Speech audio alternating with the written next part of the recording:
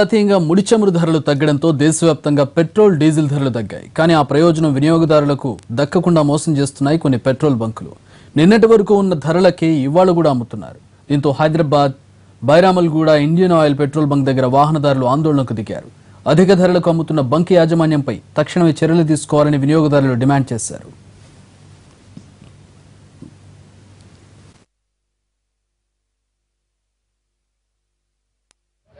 బైర్మాల్గూడ చౌరస్తా నుండి చెంపపేట వెళ్లే దారిలో ఇండియన్ పెట్రోల్ బంక్ వాళ్ళు ఈరోజు పాత రేట్ల పైన రాత్రి 12 గంటల నుంచి ఇప్పటి వరకు అదే రేట్లు కంటిన్యూ చేస్తూ చాలా అవినీతికి పాల్పడి చాలామంది కస్టమర్లను మోసం చేస్తూ ఇప్పుడు చేయడం జరిగింది. ఇప్పుడు మేము వచ్చి లైవ్గా పట్టుకొని మన పోలీస్ యాజమాన్యానికి కంప్లైంట్ ఇవ్వడం జరిగింది.